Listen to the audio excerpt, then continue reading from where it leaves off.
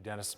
New tonight, a Pasco County man is suing the city of Port Richey and several of its current and former leaders. He says his civil rights were violated. This comes after that man, Marlowe Jones, was acquitted on charges claiming he pushed an officer and resisted arrest while at a Black Lives Matter march back in July of 2020. ABC Action News in-depth reporter Rochelle Aline and photojournalist Josh Whitston are following through tonight, sitting down with Jones and his attorney to talk about the case, to see how its outcome could have an impact on the people of Port Richey beyond those who wear a badge. 11 minutes at 11 p.m. on July 31st, 2020 in Port Richey. For what, sir? There are 11 minutes that Marlowe Jones says should have never happened. For me? Yeah, sir. Me? Yeah. And he says it took him 2 years to get that time back. But to understand how, it's a small town. We sat down with Jones and his attorney, Kevin Rossendino. In July of 2020, we were peacefully protesting when we were attacked by a drunk man that came out of a bar. This video of that fight was first released to ABC Action News by the Port Richey Police Department in August of 2020. In it, you see former officer Nicholas Rickus rush over to pull that man and demonstrator Stephanie Hinkle apart, and Jones runs over as well. I witnessed this drunken man laying a hit on Mrs. Hinkle.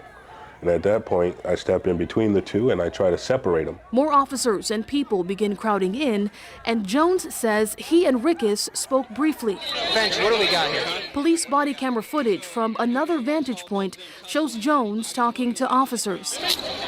And eventually, that scene is cleared. The gentleman got arrested. Miss Hinkle, they talked to her, got her statement. She went home with her family that night, yeah. But exactly a week later, Jones says Hinkle's family called to say she was missing. We said we'll go file a missing persons report. Which brings us back to those 11 minutes. You cooperate and we'll get along great. I didn't understand what was going on. I was there just to file a missing persons report. Then they're telling me I'm being arrested. Over the course of the video, you hear Jones ask why he's being arrested several times. Can I please be told what I'm being arrested for? Yeah, he already told you, sir. And officers answer that he's being charged with felony battery on a police officer. When? Then, at 3.5 minutes in, you hear another officer say this off camera. We had you on video last week pushing one of our officers during that altercation. I pushed an officer? Yes. The problem is, body camera footage from that night doesn't show that happening. Somebody help! Marlowe, come on, man. Dude! Yeah, it was shocking to hear her say that. At that point, I knew something wasn't right. After a 2-year legal battle on May 5th, 2022, a jury acquitted Jones on charges of battery on a law enforcement officer and for resisting arrest. It felt like justice because I felt like the jury and the judge got it right. And now, in 2023, Jones says he's pursuing further justice by filing a civil lawsuit in federal court.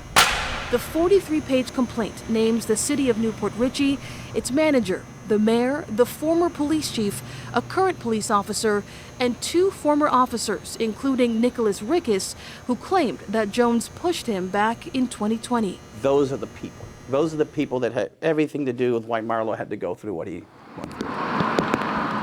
The suit claims that the charges brought against Jones can be tied to a history of racism and lack of police training in the city. It claims that history has been upheld by current and former city leaders and current and former city officers. And it also says that Jones was falsely arrested, wrongfully prosecuted, and subjected to emotional distress throughout the process of this case. The document also includes examples connected to each claim, such as this text exchange between the city manager, Debbie Manns, and city councilman Jeff Starkey from the day the verdict was delivered in Jones's trial. It's an exchange that we verified to be real through a records request from the city of Port Richey. In the text, the pair talk about the case and how it wasn't looking good for the city. And they go on to say that Jones was no saint. At one point, Councilman Starkey says that Jones would never let the city live this down, and that the verdict would empower Jones.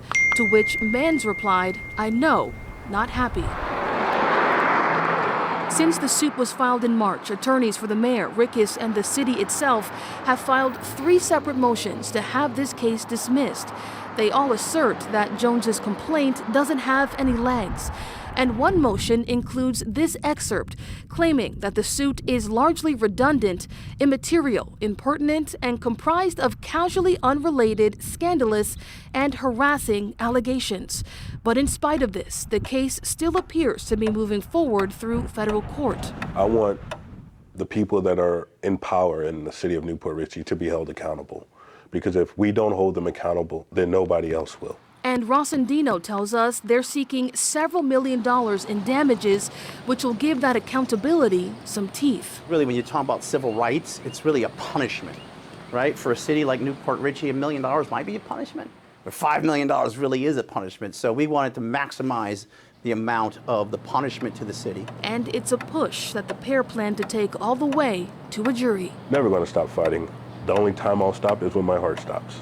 It's important to mention that the body camera footage from the night Jones was arrested also revealed that the woman they thought had gone missing had actually been arrested by Newport Richey police in connection to the incident that happened at that march. The problem was Stephanie Hinkle's family didn't know she'd been taken into custody. According to court documents, Hinkle was arrested because police claim they found a concealed handcuff key in her pocket when they detained her after the fight. In late 2021, she pled no contest in the case and was sentenced to 6 months probation, asked to pay fines, and she had to forfeit that key to police. However, shortly after, she filed a formal appeal of her case, which is questioning the constitutionality of her charge and how the state handled evidence. When it comes to the federal lawsuit that Jones has filed, we have contacted everyone who was named in it, and the only person who offered any comment was an attorney for the city's former mayor, Rob Marlowe. He says his client categorically denies the allegations against him, but he declined to sit down with us for an interview. Reporting in the studio with photojournalist Josh Witston, I'm in-depth reporter Rochelle Aline.